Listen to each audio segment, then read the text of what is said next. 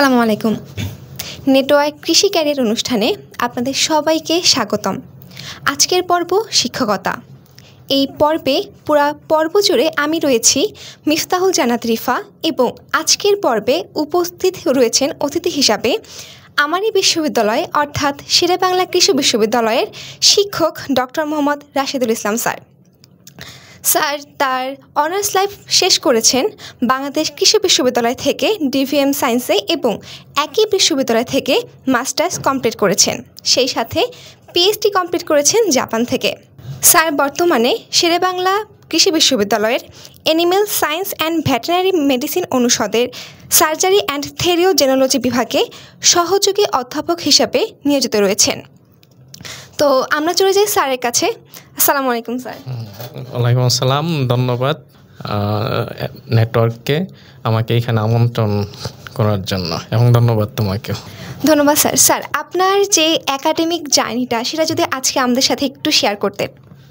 ধন্যবাদ। আসলে এখন এই পর্যায়ে এসে একাডেমিক জার্নির কথা বলতে গেলে আমার শুরুটা হয় আসলে একটা গ্রামের স্কুলে। তারপরে আমি বেসিক্যালি কেজি স্কুল বলে আর কি, সেই জায়গায় আমি পড়াশোনা শুরু করি 1996 সালে। ওই স্কুল থেকে, গ্রামের একটা অজপাড়া গায়ের স্কুল থেকে কিন্তু আমি বৃত্তি পরীক্ষায় তখন সেকেন্ড গ্রেড বলতো আর কি, সেকেন্ড গ্রেডে বৃত্তি পরীক্ষায় সফলতা অর্জন করি।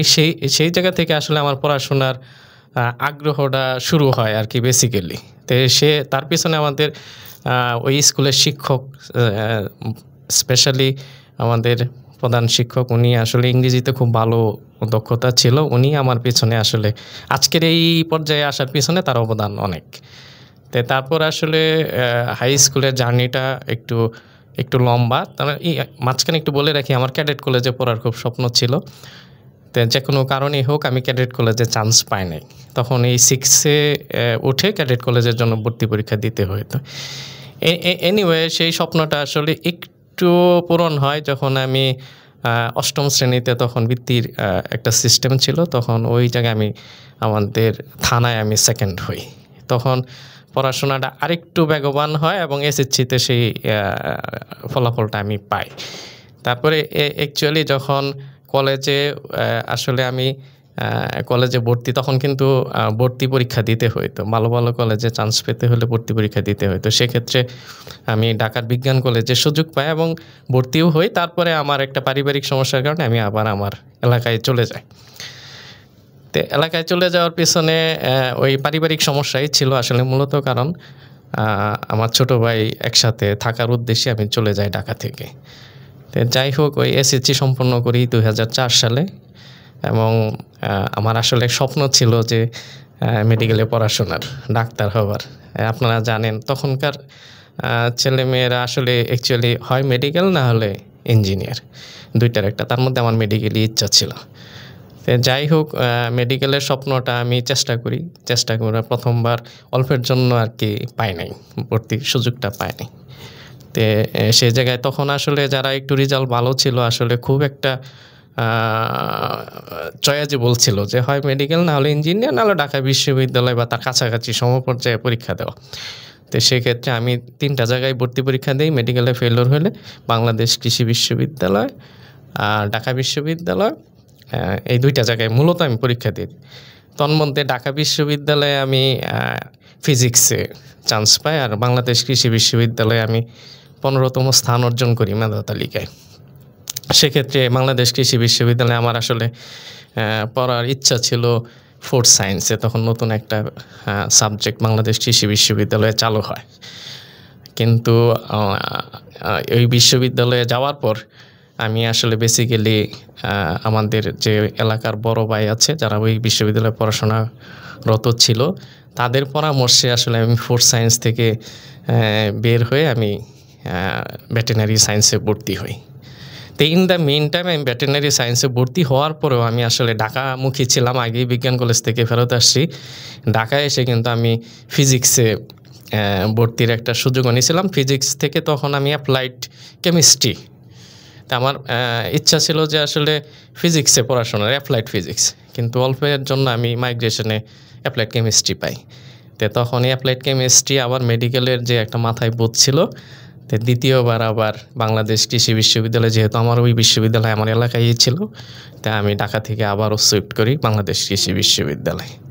তো দ্বিতীয়বার আমি কিন্তু মেডিকেল পড়ার প্রবল আগ্রহ নিয়ে আমি আবারও পড়াশোনা করি, আসলে বিশ্ববিদ্যালয় থেকেই, হলে থেকেই পড়াশোনা করি। কিন্তু আসলে ফাইনালি আমি কিন্তু দ্বিতীয়বারেও অল্পের জন্য আমার স্বপ্নটা পূরণ হয় নাই। তো এ ছিল আমার আসলে পড়াশোনার এই পর্যন্ত জার্নি। অসংখ্য ধন্যবাদ স্যার আপনাকে আপনার এত সুন্দর একাডেমিক জার্নিটা শেয়ার করার জন্য। তো আপনার এই যে একাডেমিক জার্নিটা গেল, আপনি বললেন যে আপনার মেডিকেলে পড়ার একটা স্বপ্ন ছিল, যেটা আপনি দ্বিতীয়বার চেষ্টার পরও একটুর জন্য ব্যর্থ হয়েছেন। কিন্তু এই যে এরপরে আপনি যে বাংলাদেশ কৃষি বিশ্ববিদ্যালয়ে ভর্তি হলেন, সেখান থেকে আপনি ভেটেরিনারি মেডিসিনে সেখান থেকে বিএসসিটা শেষও করলেন। এরপরে আপনার স্বপ্নটা কী ছিল, যে আপনি ক্যারিয়ারের দিকে আর কি কোন পেশাকে বেছে নেবেন? ধন্যবাদ তোমাকে সুন্দর একটা প্রশ্ন করার জন্য। আসলে বিশ্ববিদ্যালয়ে যখন আমি প্রবেশ করি, আমার কথা তো বললামই, আমি বড় ভাইদের অনুপ্রেরণায় কিন্তু ভেটেরিনারি সায়েন্সে ভর্তি হই, এবং ওই জায়গায় থেকে কিন্তু আমি মেডিকেলে আবার ট্রাই করি, এবং আলটিমেটলি আমি সফল হইতে পারি নাই। তারপরে আমি আবার ভেটেরিনারি সায়েন্সে কন্টিনিউ করি। তো অ্যাকচুয়ালি প্রথম দিকে একটা হতাশা ছিল যে আমি আসলে মেডিকেলে ভর্তি হইতে পারি নাই, ডাক্তার হওয়ার একটা স্বপ্ন ছিল। কিন্তু সেই স্বপ্নটা কিঞ্চিত পূরণ হয়েছে। আমাদের ভেটেরিনারি সায়েন্স হলো আমাদের অ্যানিমেলের চিকিৎসা নিয়ে পড়াশোনা করানো হয়, সেই জায়গাও কিন্তু আমি এক ডাক্তার। একটা হলো মানুষের ডাক্তার, আমি হলো প্রাণীর ডাক্তার। তো এনিওয়ে সেই দিক থেকে শুরু করে আসলে আমার ফার্স্ট ইয়ার সেকেন্ড ইয়ার যায় একটু হতাশা এই ফার্স্ট ইয়ারটা। কিন্তু ধীরে ধীরে যখন আমি ফার্স্ট ইয়ার কমপ্লিট করি, যখন দেখি যে আমাদের একাডেমিক রেজাল্টস একটু ভালো হচ্ছে, তখন আমি একটু মনোযোগ দিই পড়াশোনায়, একাডেমিক্সের দিকে অ্যাকচুয়ালি। তো সেকেন্ড ইয়ারে উঠে আমি আসলে শিক্ষকতার স্বপ্ন আমি কিন্তু শুরুতেই দেখি নাই। আমার অন্য স্বপ্নই ছিল যে ভালো একটা জবে যাওয়া, সেক্ষেত্রে প্রশাসনের জব বলবো না, ভালো একটা জব। ওই সময় আসলে বিসিএস ঠিক আছে, লোভনীয় একটা জব, কিন্তু স্বপ্নটা আসলে আমার যখন ভেটেরিনারি সায়েন্স পড়াশোনা করি, তখন বিভিন্ন শিক্ষক দেশের বাহির থেকে আসতেন, পড়াশোনা আসতো, ক্লাস নিত স্যারেরা। তো ওদের দেখে মনে হইতো যে না, আমার মনে হচ্ছে এই প্রফেশনটা ভালো, আমার জন্য ভালো। আর শিক্ষকদের আমি আগেই বলছি যে আমি, আমার প্রধান শিক্ষক আমার পিছনে অবদান অনেক, সেই জায়গাটাও আমাকে নাড়া দেয় যে একজন শিক্ষক পারে একজন তার ভবিষ্যৎ প্রজন্মকে সামনের দিকে এগিয়ে নিতে। সেই দিক চিন্তা করে কিন্তু বেসিক্যালি আমি তখন থেকে সেকেন্ড ইয়ার থেকে বিশ্ববিদ্যালয়ে শিক্ষকতার স্বপ্নটা ধীরে ধীরে আসে। তো শিক্ষকতার স্বপ্ন তো সহজ কোনো বিষয় না। একটা বিশ্ববিদ্যালয়ের টপ মোস্ট ছাত্ররাই আসলে বিশ্ববিদ্যালয়ের শিক্ষকতায় আসার আগ্রহটা প্রকাশ করে আর কি, এবং সেটা ওই টপ মোস্ট ছাত্ররাই পসিবল আর কি।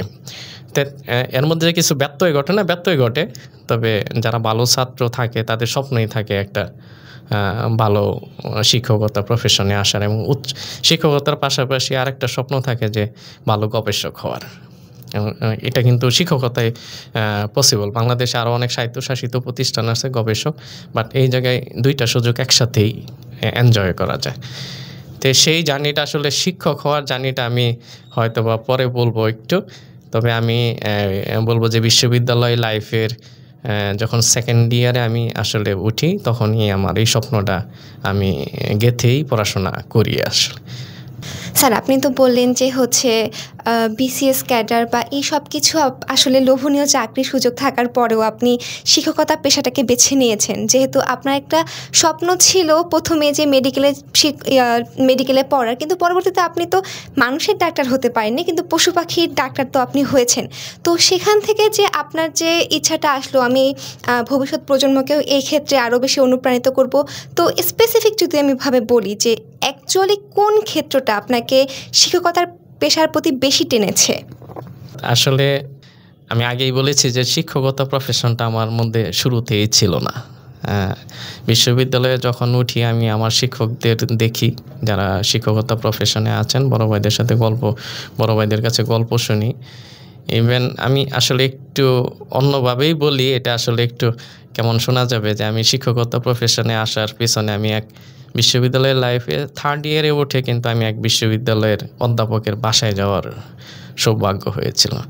তো ওনার বাসায় যে আসলে এতটা গোছানো এবং ওনার ফ্যামিলির আসলে ছেলেমেয়ের গল্প শুনে যে আসলে শিক্ষকদের ছেলেমেয়েরা কেমন হয়, এবং ওনার বাসার আসলে আমি সাজসজ্জা দেখে খুবই অনুপ্রাণিত হয়েছি। এটা হলো মানে নিজের একটা অনুপ্রেরণা আর কি, ওই শিক্ষক যে আমি যদি আসলে এরকম হইতে পারতাম হয়তো বা আমারও এই ধরনের কিছু মানে হতে পারে আর কি।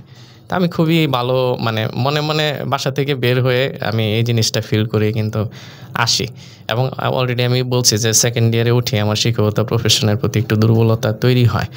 এখন এই পর্যায়ে যদি এসে বলি যে আসলে শিক্ষকতা প্রফেশনে কেন আমি আসলাম, আসলে শিক্ষকতা প্রফেশনে আসার উদ্দেশ্যটা আসলে একটু পরিষ্কার। আমি আসলে ছাত্রদের বা আমি নিজেও দু একটা টিউশনি করাইতাম, ছাত্রদের অনুপ্রাণিত করা এবং আমার ওই যে প্রধান শিক্ষকের মতোই যে আমি বলতে পারবো যে আমার ছাত্ররা ওই পর্যায়ে আছে, এই পর্যায়ে আছে। হ্যাঁ, আমি জানি যে আমি পারবো ভবিষ্যৎ প্রজন্মকে পুলিশ বানাইতে, ভবিষ্যৎ প্রজন্মকে পারবো ম্যাজিস্ট্রেট বানাইতে বা অন্যান্য প্রফেশনে যেতে। এবং আমার বাবাও বলতেন তুমি কেন এই শিক্ষকতা প্রফেশনে আসলো, তুমি তো অন্য ভালো জায়গায় যেতে পারতা, তুমি কেন এই প্রফেশনের প্রতি তোমার এত দুর্বলতা। আমি আসলে যখন পাশ করি আসলে আমি কোনো চাকরি বাকরি পরীক্ষা দিতাম না, ঠিক আছে। আমার প্রফেশনটার প্রতি এতই মায়া লেগে গিয়েছিল যে চাকরি বাকরি পরীক্ষা দিতাম না, খালি একবার বিসিএস দিয়েছিলাম এবং সেটা আমি মানে প্রিলিতেও টিকছে এবং রিটার্ন পরীক্ষায়ও আমি ঢাকায় আসছিলাম, কিন্তু রিটার্ন পরীক্ষা ফেলে কিন্তু আমি চলে গেছি। তো এতটাই আমার তখন যে আমি শিক্ষক হইতে না পারলে হয়তো বা এই জীবনে আমার দ্বারা আর কিছু হবে না।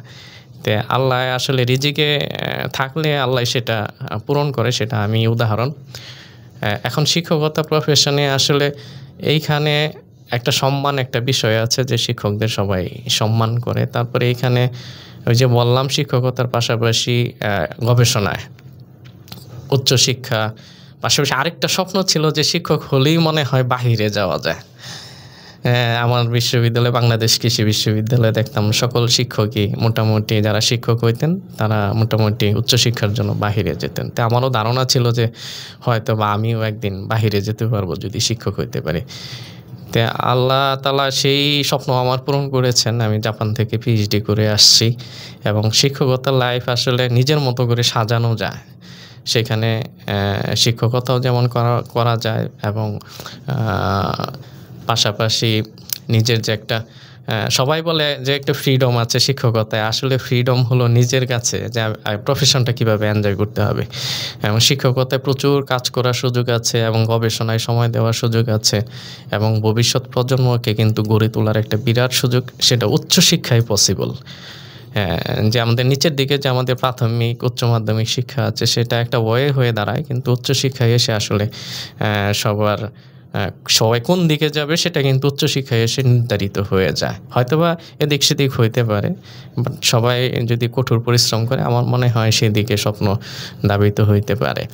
এবং আমার শিক্ষকতা আসলে আমি এনজয় করি, মানে ফ্রিডম ঠিক আছে, ফ্রিডম আছে, পাশাপাশি আমি আমার মতো করে শিক্ষকতা প্রফেশন এনজয় করি। পাশাপাশি আমি একজন গবেষক হিসেবে আমার গবেষণা এনজয় করি এবং ছাত্রদের নিয়ে আমি আসলে ভবিষ্যৎ প্রজন্মকেও মানে উজ্জীবিত করার যে একটা স্বপ্ন সেটা আমি শিক্ষকতার মধ্যে পাই। এই জন্য আমার অনেক বন্ধুবান্ধব, আমি একটু বলে রাখি, আমার অনেক বন্ধুবান্ধব পুলিশ আছে, ম্যাজিস্ট্রেট আছে, বিভিন্ন প্রফেশনে আছে।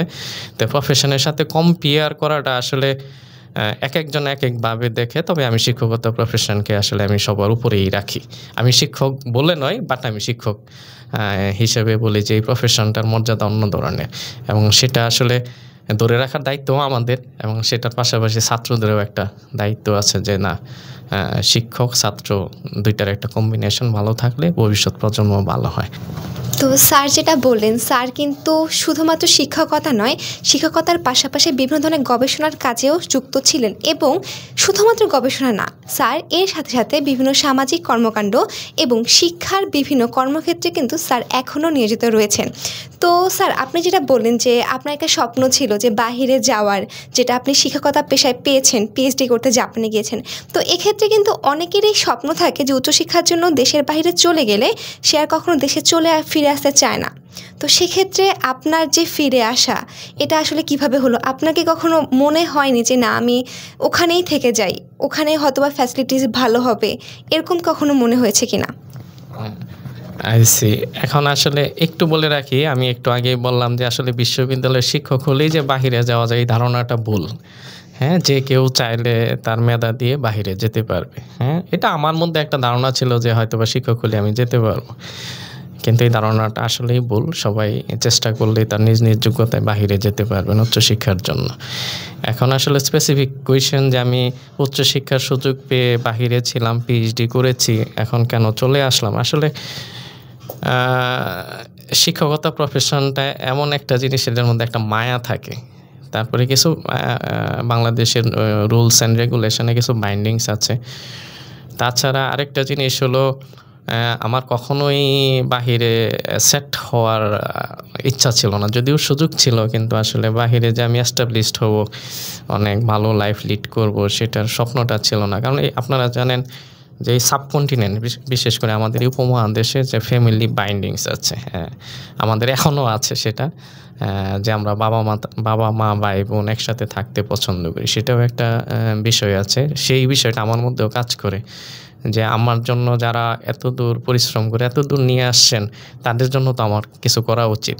হ্যাঁ, সেটা বাহির থেকেও করা যায়, পসিবল, কিন্তু সেটা শুধুমাত্র অর্থ দিয়ে। আর নিজের দেশের কাছে থেকে করা আর অর্থ দিয়ে সেবা করা দুই জিনিস আসলে। তা আমার মনে হয় যে আসলে আমার সুযোগ ছিল বাহিরে থেকে যাওয়ার, তবে আমার প্রফেশনের একটা যে বাহিরে থাকলে যে আমি বাংলাদেশের মতো এনজয় করবো, সেটা কিন্তু না। সেটা আমার দেশ নয়। হ্যাঁ, আর বাংলাদেশ হলো আমার দেশ। এই জায়গায় আমি সব কিছুই আসলে আমার মতো করে আমি করতে পারবো। সে চিন্তা ভাবনা থেকেই, পাশাপাশি যেহেতু আমি একটা বিশ্ববিদ্যালয়ে শিক্ষকতা করি, এই জায়গার একটা রেসপন্সিবিলিটি আছে। আমাকে বাংলাদেশ সরকার বাহিরে পাঠাইছেন, এবং বাংলাদেশ সরকার কিন্তু আমাকে বিশ্ববিদ্যালয়ের বেতনও দিয়েছেন এই ছুটিকালীন থাকা অবস্থায়। যদিও আমি পড়াশোনা করেছি জাপান সরকারের বৃত্তি নিয়ে, কিন্তু পাশাপাশি কিন্তু আমি বাংলাদেশ সরকার থেকেও সাপোর্ট পেয়েছি। সুতরাং এই জায়গায় আমার দায়বদ্ধতা আছে। দায়বদ্ধতা, উচ্চশিক্ষায় আমি অনেক কিছু শিখেছি, এবং সেটা আমার বাংলাদেশের জেনারেশনের মাধ্যমে শেখানো বা ভবিষ্যৎ প্রজন্মকে গড়ে তোলা, এটাও আমার একটা দায়িত্বের মধ্যে পড়ে। হ্যাঁ, এখন অনেকেই শিক্ষক আছেন উচ্চশিক্ষার জন্য যে আর আসেন না, সেটার নানান তর্ক বিতর্কযুক্ত যুক্তিতর্ক আছে বাংলাদেশে। তবে আমি মনে করি যে সবশেষে আমি যদি আমার দেশকে দিতে পারি কিছু, সেটার পিছনে একটা সফলতা আছে। অর্থই সব না, তবে সেবাটা অনেক বড় বিষয় আমার কাছে মনে হয়। সেই দিক থেকে চিন্তা করে আমি আসলে বাহিরে সেট হওয়ার চিন্তা ভাবনাটা আসে নাই। এই হলো আমার আর কি উচ্চশিক্ষার জার্নি। এখনও শেষ হয় না, হয়তো বা সুযোগ আসলে আমি আবারও বাহিরে, আমার যেহেতু নিয়মে আছে যে আরও পোস্টডকে যাওয়ার ইচ্ছা আছে আর কি, তেমনি সময় সুযোগ হলে হয়তো বা সেটাও যাব। তবে বাহিরে আমি সেট হব না, এটা হলো আমার ভবিষ্যৎ পরিকল্পনা। স্যারকে অসংখ্য ধন্যবাদ যে দেশের প্রতি যে আমাদের সকলের টান, যে আমরা যে নারীর টান, আমরা সকলে যেখানেই যাই না কেন, শেষে কিন্তু আলটিমেটলি যে দেশের প্রতি যে ভালোবাসা, সেটা কিন্তু কখনোই কমে না। এবং আমরা দেখতে পারলাম যে স্যারের মধ্যে এই জিনিসটা অনেক বেশি। তো এরপরে স্যারের কাছে আমার প্রশ্ন যে আপনার যে এই যে এত পছন্দের একটা পেশা এই শিক্ষকতা, তো এখানকার ক্ষেত্রে আপনি আর কি কি ফ্যাসিলিটিস আশা করেন বলে মনে করেন যে এই কাজগুলো হলে আপনার এই পেশাটার ক্ষেত্রে আরও ভালো কিছু হতে পারে? আসলে শিক্ষকতা প্রফেশনে সুযোগ সুবিধার কথা চিন্তা করলে আসলে টাইম টু টাইম বিভিন্ন দেশে, আমি তো একটা দেশ উন্নত দেশে থেকে আসছি, বাহিরের ম্যাক্সিমাম উন্নত দেশে এই শিক্ষকতা প্রফেশন কিন্তু অন্যরকম পদমর্যাদার একটা প্রফেশন। যেহেতু আমাদের এই উপমহাদেশ সাবকন্টিনেন্টে, বিশেষ করে সাউথ এশিয়াতে, যদিও আমরা বাংলাদেশ এই প্রফেশনের সুযোগ সুবিধার ক্ষেত্রে আমরা একটু পিছিয়ে আছি ইন্ডিয়ার সাথে, পাকিস্তানের সাথে বা শ্রীলঙ্কার সাথে কম্পেয়ার করলে। তারা টাইম টু টাইম আপডেট, কিন্তু আমরা সেই জায়গায় একটু পিছিয়ে আছি। পাশাপাশি আমাদের যে শিক্ষকতা প্রফেশনের সুযোগ সুবিধা আমি আসলে অন্যান্য প্রফেশনের সাথে কম্পেয়ার করতে চাই না। হ্যাঁ, সুযোগ সুবিধা আছে, তবে সেটা যথেষ্ট নয়, এবং সেটার আপডেট করা দরকার। হ্যাঁ, সেটা অর্থের দিক থেকেও হইতে পারে, সুযোগ সুবিধার দিক থেকেও হইতে পারে। পাশাপাশি শিক্ষকদের যে মর্যাদা,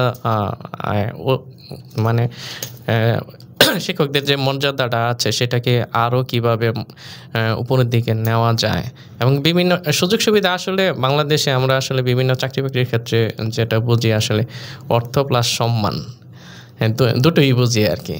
তো শিক্ষকতায় আসলে আমরা অর্থটারে প্রায়োরিটি খুব একটা দেই না, আমরা জেনে শুনেই আসলে শিক্ষকতা প্রফেশনে আসি, কিন্তু সম্মানটা এখানে অনেক বড় বিষয়। আমি মনে করি সেই সম্মানটা ধরে রেখে চলতে পারলে সুযোগ সুবিধা যা আছে সেটা নিয়ে চলাটাই বেটার। তবে কথা হলো যে বাংলাদেশ সরকার যদি চায় বিভিন্ন প্রফেশনের মতো এই প্রফেশনকেও হাতে রেখেই কিন্তু চলতে হবে, কারণ যে দেশের শিক্ষা ব্যবস্থা ভালো সেই দেশ তত উন্নত, এটা মানতেই হবে। শিক্ষা ব্যবস্থাকে ভঙ্গুর করে কোনো জাতি উন্নত হইতে পারে না। সুতরাং এই দিকেও একটু মনোযোগ, আসলে আমরা একটু পিছিয়ে থাকলেও হয়তো অদূর ভবিষ্যতে এই সুযোগটা পাওয়া যাবে। তো এই মুহূর্তে সুযোগ সুবিধা নিয়ে আমি আসলে খুব একটা কথা বলতে চাই না। আমি হ্যাপি, আমি যেহেতু শিক্ষকতা প্রফেশনে আসতে চাইছিলাম, তো যে পরিমাণ সুযোগ সুবিধা আছে তাতে আমি সন্তুষ্ট আর কি। তবে সময়ের পরিক্রমায় কিন্তু সব কিছু যেহেতু আমাদের আপডেট হতে হয়, এই জায়গায় আমাদের আপডেট হওয়ার প্রয়োজন আছে। ধন্যবাদ স্যারকে আরেকটি প্রশ্ন করব যে যদি কখনো আপনার একাডেমিক লাইফে আবার যাওয়ার সুযোগ হয়, তাহলে সেক্ষেত্রে আপনি কোন পেশাটাকে আবার আগলায় নেবেন বা নিজের করে নেবেন? একটা তো মানুষের স্বপ্ন থাকে না, যদি আবার আমি ওই জায়গায় যেতে পারতাম, তো এমন যদি কখনো সুযোগ থাকে তখন আপনি কোন পেশাটাকে নিজের করে নেবেন? আসলে অনেক কথাই বলে ফেলছি যে এখন যদি আমাকে আবার সুযোগ দেওয়া হয়, এটা বলবো না যে আমি ডাক্তার হতে চাই। এই পর্যায়ে এসে যদি আবার সুযোগ দেওয়া হয় তাহলে হয়তো আমি একজন ভালো গবেষক হতে চাই। এটা হলো আমার ভবিষ্যৎ পরিকল্পনার সাথে মিলে যায় আর কি। যদি আমাকে বলা হয় তাহলে আমি একজন ভালো গবেষক হতে চাই শিক্ষকতার পাশাপাশি, কিন্তু এটা বলবো না যে আমি আবার ডাক্তার হতে চাই। হ্যাঁ, তো গবেষক এটা হলো আমার স্বপ্ন, এবং ভবিষ্যৎ পরিকল্পনার মধ্যে আমার এটাও আছে যে একটা দেশের, যেহেতু বাংলাদেশ এখন স্মার্ট বাংলাদেশের দিকে ধাবিত হচ্ছে, এবং স্মার্ট হতে গেলে অবশ্যই সে দেশের গবেষণায় কিন্তু অনেক মনোযোগ দিতে হবে। তো সেই দিকটাই আমি যেতে চাই শিক্ষকতার পাশাপাশি। ধন্যবাদ স্যারকে।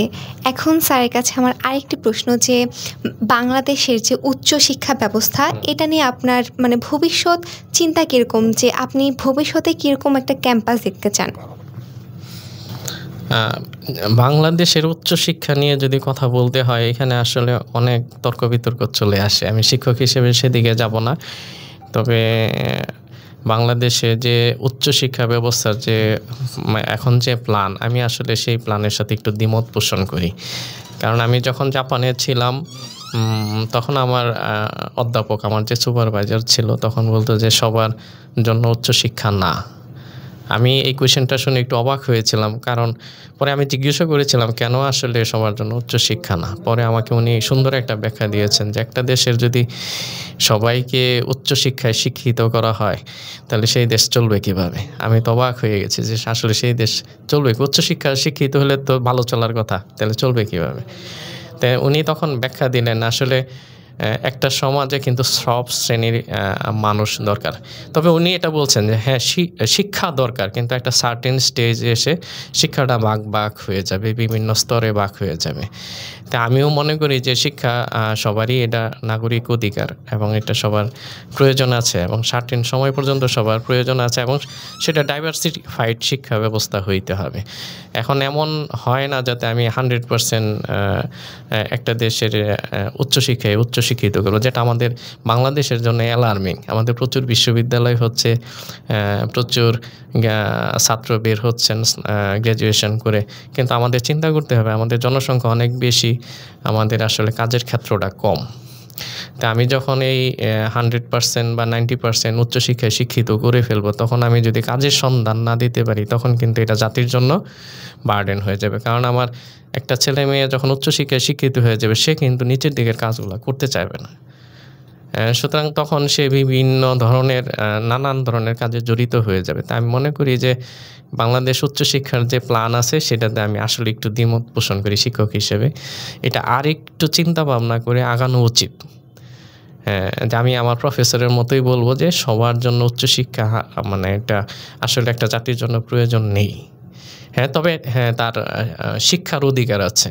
হ্যাঁ, শিক্ষার অধিকার আছে যে একটা সার্টেন সময় পর্যন্ত সবাই শিক্ষিত হোক। তারপরে বিভিন্ন ধরনের ডাইভার্সিফাইড, যেমন এখন বাংলাদেশ সরকার অবশ্য ভোকেশনাল বা অন্যান্য প্রফেশনের দিকে একটু মনোযোগ দিচ্ছেন। কারিগরি শিক্ষা যেটা আমরা বলি, হ্যাঁ, দিস ইজ ভেরি ইম্পর্টেন্ট একটা দেশকে আগায় নিয়ে যাওয়া। আর আমরা যেহেতু রেমিটেন্সের উপর একটা নির্ভরশীল আছে, কারিগরি শিক্ষার কিন্তু একটা বিরাট ভ্যালু আছে আমাদের উন্নত দেশে, এবং সম্প্রতি সেটা বাংলাদেশেও দেখা যাচ্ছে যে জাপান একসময় বাংলাদেশ থেকে কোনো নিত না এই কারিগরি শিক্ষার এগেনস্টে। এখন যেহেতু সরকার মনোযোগ দিচ্ছে, এখন এই দিকের ছাত্রগুলা কিন্তু বিভিন্ন দেশে মুভ করতেছে, এবং এটা আমাদের দেশের জন্য অবশ্যই ভালো। তবে শিক্ষা ব্যবস্থা, উচ্চশিক্ষা ব্যবস্থা ঠিক আছে, আসবে, এবং একটা স্বপ্নের ক্যাম্পাস সবারই থাকে স্বপ্ন। এটা আসলে প্রতিযোগিতার মাধ্যমেই আসতে হবে। যারা আসতে পারে ওয়েলকাম, এবং তাদেরকেই করতে হবে। যারা আসতে পারবে না তাদেরকেও ওয়েলকাম, কারণ তারাও দেশের জন্য গুরুত্বপূর্ণ। আমার পরিশেষে কথা থাকবে আর কি, উচ্চশিক্ষা আসলে মানে সবাই যদি উচ্চশিক্ষা নেয় তাহলে আমাদের অনেক মানে এইখানে বাধা আসবে দেশের উন্নয়নে। সুতরাং বিভিন্ন দিকে ডাইভার্ট হওয়া, যদিও আমাদের বলে যে আসলে স্নাতক করার পর, স্নাতকোত্তর করার পর এই সাইড ওই সাইড, এই সাইডে গেলে ভালো হবে, কিন্তু সেটা না, সেটা আগে থেকেই যাওয়া ভালো, তাহলে দেশের জন্য মঙ্গলজনক। আর ভবিষ্যৎ প্রজন্ম যারা বিশ্ববিদ্যালয়ে আসবেন, অবশ্যই মেধার স্বাক্ষর রেখেই আসবে, এবং বিশ্ববিদ্যালয়ে আসলেই যে একবারে সে ভালো কিছু করে ফেলবে এরকম না, অনেকেই জড়ে যায়, এবং সেই দিকটাও মনোযোগ দিতে হবে। পাশাপাশি আমাদের যারা অভিভাবক আছেন, যে বিশ্ববিদ্যালয়ে একটা আসলে স্বাধীন জীবন। আমি যেমন শিক্ষক, এই কোয়েশ্চেনটা আসছিল যে আমার স্বাধীনতা হয়তো অনেক বেশি, ছাত্রদেরও স্বাধীনতা অনেক বেশি থাকে, অভিভাবকদের একটা গণ্ডি ছেড়ে বিশ্ববিদ্যালয়ে আসে। আমি মনে করি পিতামাতারও ওই বিশ্ববিদ্যালয়ে মনোযোগ দেওয়া উচিত, তার ছেলে বা মেয়ে কী করতেছেন, কারণ সবাই সফল হয় না দিন শেষে। একটা আমি আমার অভিজ্ঞতায় বলি যে একটা বেঁচে যদি 100 জন ছাত্র থাকে তাহলে সার্টেন পার্সেন্টেজ অনেকে জুড়ে যায়, এবং সেটার দিকে আসলে আমাদের অভিভাবকদের একটু মনোযোগ দেওয়া উচিত বলে আমি মনে করি। শিক্ষকদের পাশাপাশি খোঁজখবর রাখা উচিত। পাশাপাশি বাংলাদেশের উচ্চশিক্ষার মান উন্নয়নে সরকারেরও মনোযোগ দেওয়া উচিত। খালি বিশ্ববিদ্যালয় প্রতিষ্ঠা করলেই হবে না, সেই জায়গায় যাতে আমাদের এডুকেশনটা কোয়ালিটিপূর্ণ হয়। কোয়ান্টিটিতে বিশ্বাসী হলে সে জাতি বেশি দিন টিকবে না, এটা হলো আমার ধারণা আর কি, উন্নত দেশে থেকে। তাই আমি আশা রাখি যে বাংলাদেশে কোয়ালিটিপূর্ণ এডুকেশন হয়তো উচ্চশিক্ষা প্রতিষ্ঠানে সেটা সরকার নিশ্চিত করবে, এবং এটা একক হবে না, সরকারের সহযোগিতা লাগবে। স্যারের কাছে আমাদের সর্বশেষ প্রশ্ন, যে নতুন যে প্রজন্ম আসতেছে তাদের জন্য আপনার পরামর্শ কী হবে? হ্যাঁ, অলরেডি আমি অবশ্য অনেক কিছু বলে ফেলছি। নতুন প্রজন্ম, যদি আমি বিশ্ববিদ্যালয়ের শিক্ষক যেহেতু আমি বিশ্ববিদ্যালয়ের কথাই বলবো, যে বিশ্ববিদ্যালয়ে আসার পরে যে সাবজেক্টটি আসুক না কেন, সেটা মেডিকেল হোক, ইঞ্জিনিয়ার হোক, বা আমরা এখন কৃষিবিদ, এগ্রিকালচারিস্টই হোক, বা অন্যান্য যে কোনো subject, science, arts, commerce, that does not matter. Actually আমি যখন স্থির করে ফেলবো আমি এই সাবজেক্টে পড়াশোনা করতেছি, তখন সাবজেক্টের প্রতি একটা মায়া থাকতে হবে। কারণ অ্যাকাডেমিক্সটা আগে, পাশাপাশি এক্সট্রা কারিকুলার অ্যাক্টিভিটিস থাকবে, কিন্তু অ্যাকাডেমিক্সটাতে যদি কেউ মনোযোগ দেয় এবং মনোযোগ সহকারে সে তার স্নাতক লাইফ শেষ করতে চায়, আশা করি তার যে কঠোর পরিশ্রম বা অধ্যবসায়ের মাধ্যমে সে কিন্তু ওই স্পেসিফিক সাইডে কিন্তু সে ভালো করবে, এটা ডেফিনেটলি, এটার কোনো ভুল নাই। কিন্তু সেই জায়গা থেকে একটু ডাইভার্ট হলে কিন্তু পড়ে যাওয়ার সম্ভাবনা আছে। তারপরে আমি ধীরে ধীরে, যেমন আমি সেকেন্ড ইয়ারে গিয়ে কিন্তু আমি বিশ্ববিদ্যালয়ের শিক্ষক হওয়ার স্বপ্ন দেখেছি। আগে কিন্তু ডাক্তার হওয়ার স্বপ্ন দেখতাম। তারপরে সেই শিক্ষকতা প্রফেশনে আসা চারটিখানি কথা নয়, সেটার জন্য কিন্তু অনেক দিন অপেক্ষা করতে হয়েছে, পড়াশোনা করতে হয়েছে। সুতরাং আমার গোল সেট আপ হবে আমি কিভাবে নিজেকে এগিয়ে নিচ্ছি, বা কিভাবে আমি আমার স্বপ্নটারে আগাচ্ছি। শিক্ষক হইতে হবে এমন কথা না, বাংলাদেশে অনেক প্রফেশন আছে ভালো ভালো, বা বিদেশে পড়াশোনার অনেক সুযোগ আছে, কিন্তু সেটার স্বপ্নটা বুনতে হবে বিশ্ববিদ্যালয় থেকে।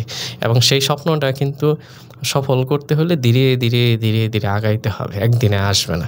আমি মনে করি কঠোর পরিশ্রম ও অধ্যবসায় এবং ধৈর্য যদি কারো থাকে, তে দিন শেষে সে কিন্তু অবশ্যই সফল হবেন। বাকিটা যেহেতু আমরা মুসলিম ধর্মের বা অন্যান্য ধর্মেরও আছি, বিভিন্ন ধর্মের বলে রিজিকের মালিক উপরওয়ালা, তো রিজিকে যার যেটা হবে সেটাই হবে, কিন্তু সেটার পিছনে কিন্তু আমাদের শ্রম থাকতে হবে, পরিশ্রম থাকতে হবে, এমনিই হবে না। তে ভবিষ্যৎ প্রজন্মের প্রতি আমার আসলে এটাই বলা যে যে কোনো জিনিসের প্রতি মায়া থাকতে হবে, সেই মায়াটারে আগলে রেখে কিন্তু আগায় যেতে হবে। আশা করি এতে সবাই দিন শেষে সফল হবে। স্যারকে অসংখ্য ধন্যবাদ এত সুন্দরভাবে প্রতিটা প্রশ্নের উত্তর এত ভালোভাবে ব্যাখ্যা করার জন্য। কারণ এর মাধ্যমে কিন্তু আমাদের নতুন প্রজন্ম যাদের মনে এত প্রশ্ন যে আমি যদি এই ক্যারিয়ারে যাই তাহলে সেক্ষেত্রে আমার কীরকম সম্মুখীন হতে হবে সমস্যার, বা আমি সেক্ষেত্রে ফ্যাসিলিটিসগুলো কী পাবো। এক্ষেত্রে কিন্তু আমরা যখন পড়াশোনা শুরু করি একটা বিশ্ববিদ্যালয়ে ওঠা শুরু থেকে বা তার আগে থেকে বা তারপরে থেকে আমাদের মনে কিন্তু অসংখ্য প্রশ্ন জাগে, এবং সবচেয়ে বড় কথা যে আমরা কিন্তু একজন দক্ষ এবং ভালো মতো এই সব কিছুতে পারদর্শী মেন্টরের অভাবে নিজেরা বুঝতে পারি না যে আমি কোন বিষয়ে দক্ষ, এবং তার উপর ভিত্তি করে কিন্তু আমরা দেখা যায় ম্যাক্সিমাম সময়ে সঠিক পেশাটাকে বাছাই করতে পারি না। তো আশা করি এই সব কিছু বিষয়ের উপর আমরা যদি দৃষ্টি দিই সেক্ষেত্রে কিন্তু আমাদের এই নেটওয়ার্ক কৃষি ক্যারিয়ার যে সেশনটা সেটা সকলের জন্য অনেক বেশি উপকারী হবে। এবং এক্ষেত্রে আমরা বলতে পারি যে যদি কারো কখনো শিক্ষকতা পেশা হিসাবে ইচ্ছা থেকে থাকে বা ভবিষ্যতে কখনো যদি তার এই শিক্ষকতা পেশার প্রতি মায়াটা চলে আসে, তাহলে আজকে স্যার যা বলেছেন সেগুলো তার জন্য অনেক বেশি উপকারী হবে।